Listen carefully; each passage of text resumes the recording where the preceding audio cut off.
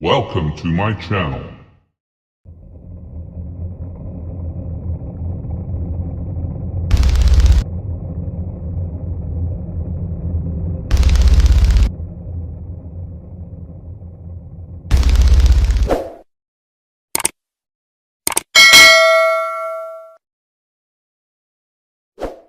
Yes, sir. All right, ladies and gentlemen, it is your boy Benji, Destin. And on today's segment, well, really not a segment, but today we're going to be interviewing one of the hottest artists. Well, my youngin' son, you feel me? I take full responsibility for his upcoming, you feel me? He's an author. He does, hey, I'm doing too much talking. I ain't finna do too much talking. I'm finna introduce you to the new, how do I say this?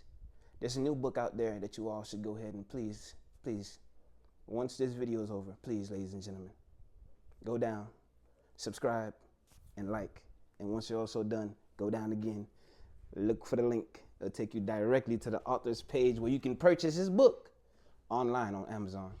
Ladies and gentlemen, let me introduce you all to the author of the Redman and also the author of Dessaline, a kid's hero. Ladies and gentlemen, let me introduce you all to a young king by the name of Adly H. Mondestin. Hey, bro. How you doing, brother? How you doing? All Welcome right, to the all show. right, Welcome to the all show. right. All right. All right. Ladies and gentlemen, Adly Ham King Mondestin. Like I said before, he can go ahead and let you all know of his book. As of right now, brother, go ahead. You like to tell my audience about yourself a little bit before we get to this interview? Well, definitely. Again, as he already said, my name is Adly H. Mondestin, the author of the book, The Redman. Also the author of the book, Jacques, Dessaline, the superhero of all time. One of the great superheroes that many of you may not know. His name is Dessaline, the Great, okay? One that could be greater than Alexander the Great, but it is hard for people to believe it. And a lot of time they are sure that nobody know about him. And Jean-Jacques Dessalines was the leader who fought the French in Haiti to become the emperor. A young man who came from a land who was kidnapped from his own land and took to Haiti, where he became the leader of the army, fought the French, the British, the Spaniard, and went toward them and become the emperor of Haiti around 1804 to 1806. Emperor Jacques Ier, or Jacques I, Jean-Jacques Dessalines. And that's who I am. I am the author of the book, Jean-Jacques Dessaline, the superhero of all time, and also the Redman, which we're going to talk about today. All right. So, we're from the first discuss the Redman. What, how do I say this? What made you think of writing this book here? Like, how do I say? What persuaded you? What inspired you to make this book, The Redman? Well, there are many things that came to mind whenever I think of the Redman. I remember coming to the United States as a young man looking for a greener pasture. And when I got here, it wasn't sweet for me because, first of all, I came from a nation where I speak a language that was totally different. And coming to the United States, looking at what was going on in my country, comparing to what was going on here, and it pushed me to go to do research and study the nation which I was living in. While I was working, one day around 2013, 14, there was one thing that happened. At that time, it was Trayvon Martin's death, where Zimmerman, who, decided to kill Trayvon Martin, and I was so upset around that time. And at that same moment, I was researching to write that book as a history book. And with that situation, it pushed me to kind of go and do more research about the African American and see what they have been through and the thing that I could bring out for them to study in that book. And that's one of the main reasons that pushed me to include the thing that I include in this book. And with that push, I was able to find so many things, so many history that white people in general, or the European race, and many other races never think to include for school or anything like that. So I think it was necessary for me to include all this information in the book. That's what pushed me to really write that book called The Red Man today. Okay. So the title The Red Man. What made you think of that? Well, I know many people have heard of the word the red man before, and they always use that word and they stitch it on the back of the American Indian and call them the red man from the very beginning. But in reality, the true red man on earth has hidden himself from that actual word, the red man.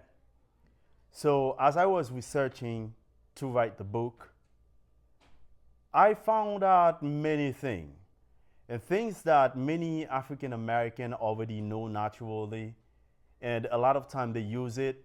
For example, the word, which I'm not going to say the curse word, is redneck.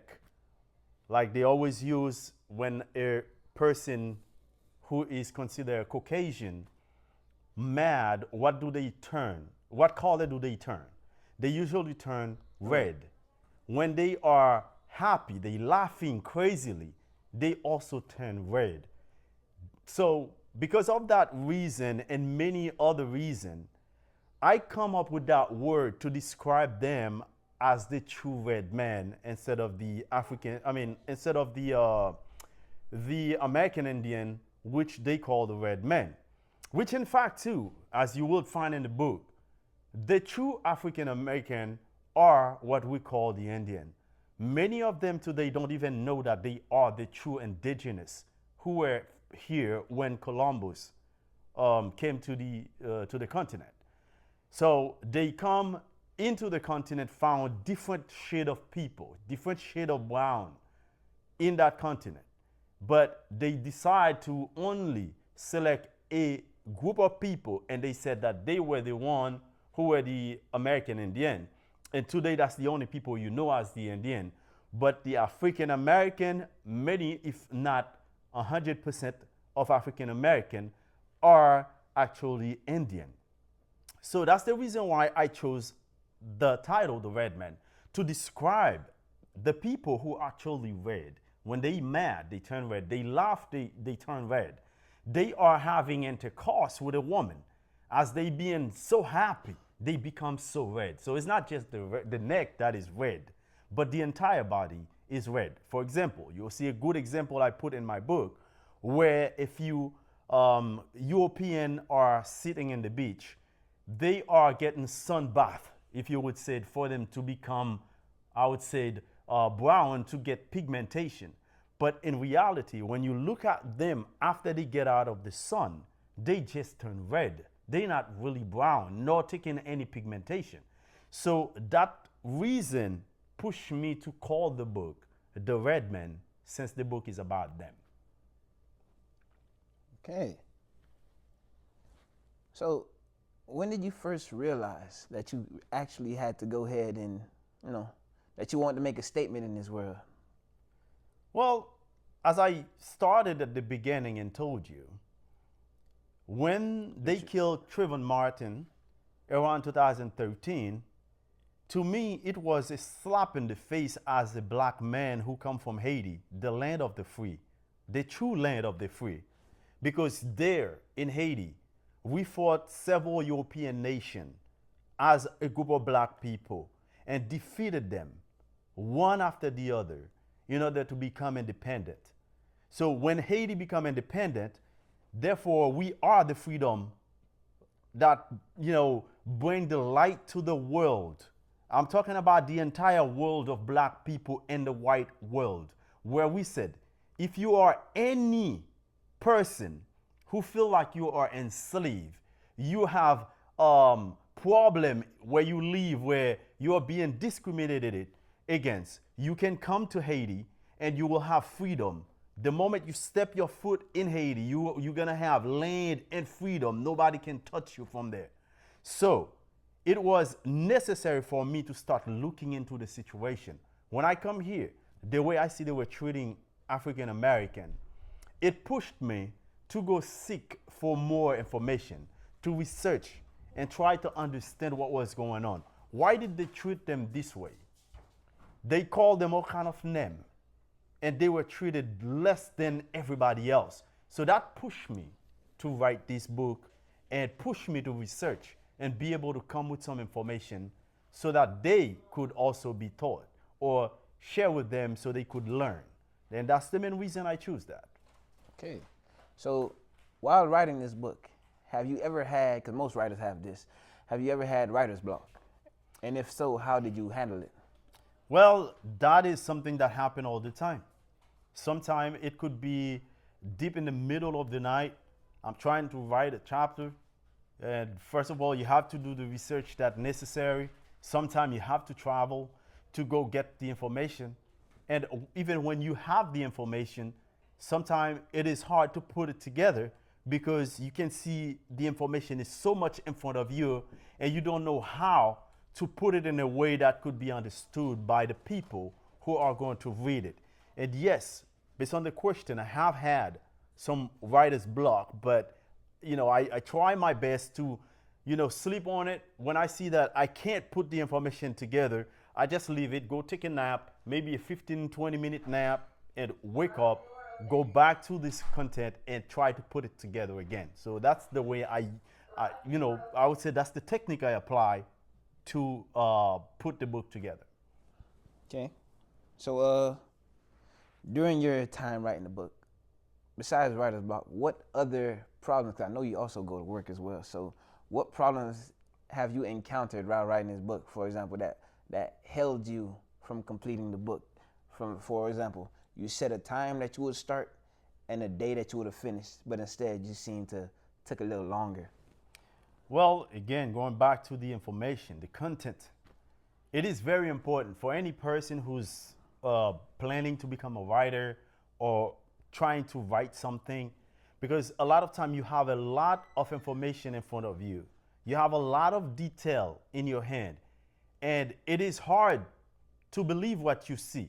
For example, at the beginning, the information that I had for a certain part of the book would not be enough. Then that would sometimes put a stop on me and be like, okay, it is not enough for me to put there.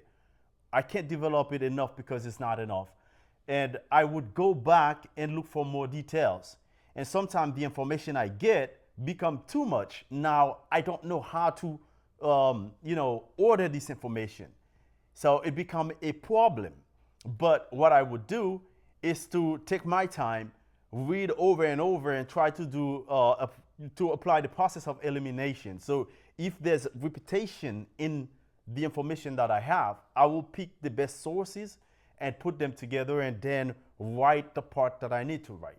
But there's a lot more issue that you might find. For example, let's say you have already believed in something, and when you're doing your research and you find something that is different than what you have believed before, then now you have to sit down and question everything.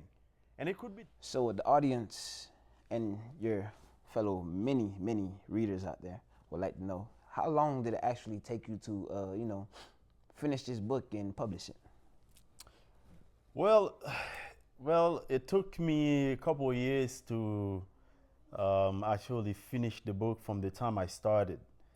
I started the book around 2013, and doing all the research over the years, and writing and making changes, edit, and have other people to peer reviews and making sure that the data or the information that was written in the book was right. It took me from 2013 to 2015. So basically, about 2 years. Yeah. Okay.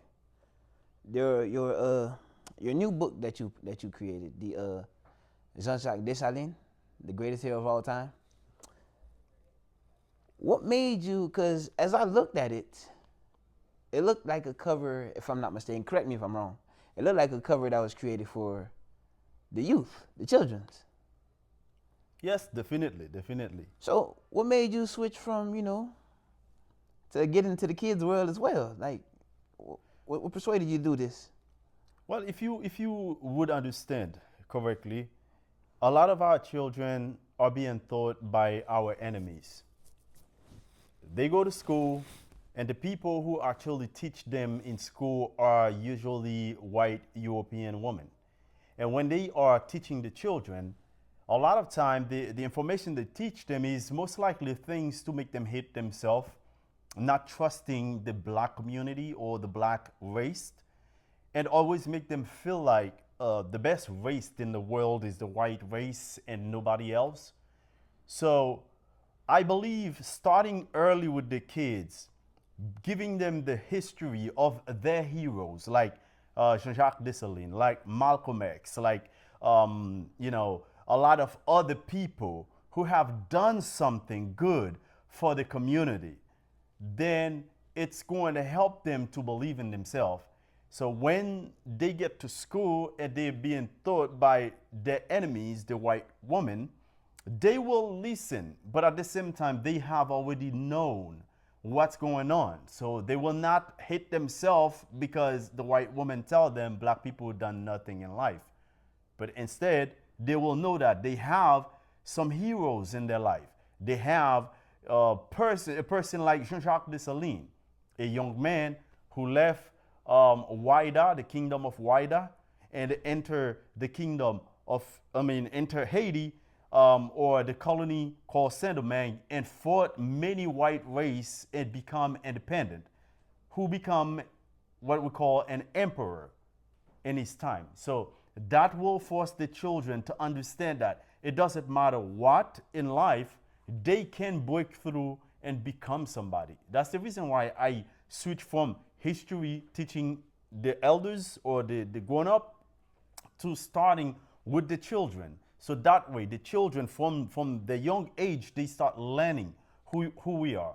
They start to know the people we have. For example, if you take Malcolm X, he's a great person, a person who wanted a better life for black people, comparing to Martin Luther King, who just wanted us to integrate, which give us nothing today, although we integrate. But when you look at what black people has become, we could have become better if we follow the Malcolm X way, where we separate, but we respect the white man and they respect us. We would build our own thing like school, our own business, our own enterprise, where we would be holding everything, just like we had in Tulsa, Oklahoma.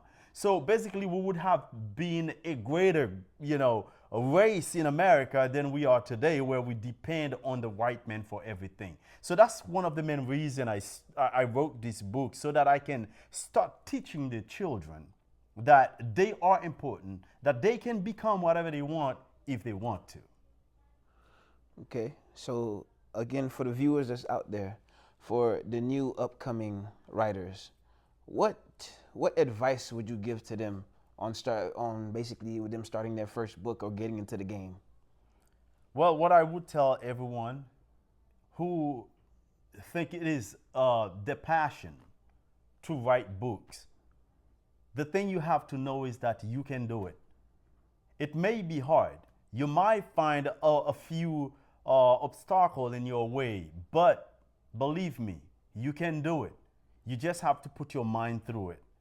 And one of the most important thing is, when you are writing a book, you will find a lot of information. try your best to question everything you find, because some sources will be good, some of them will just be lie. But you have to make sure that you understand the lie between the good.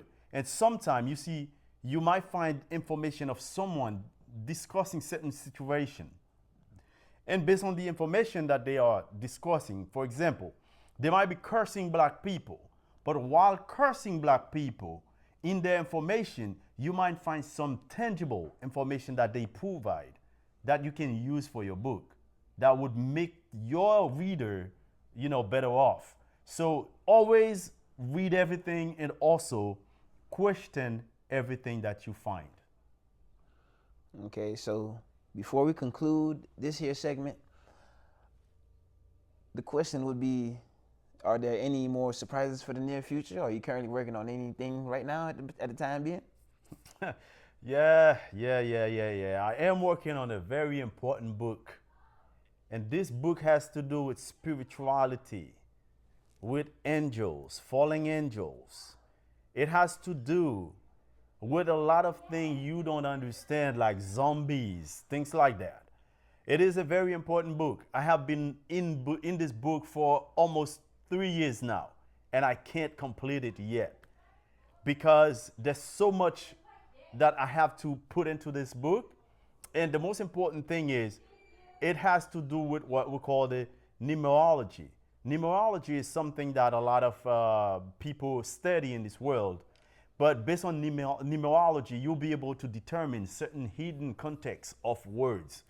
So that's one of the main reasons that this book is not completed yet, but it's going to be an ideal book for anyone who believes in spirituality, who believes in the spiritual, in the thing that is unseen. And, I would say that everything you want to know about, the person they call Satan, or the people who live in the dark, or I would say the being who live in the dark. So that's the surprise that is coming. But it might take another 1 or 2 years. We don't know yet, but we are working on that. Okay. So that's concluding our segment. Once again, ladies and gentlemen, the author of The Redman and Dessaline, the greatest hero of all time. Let me take that back.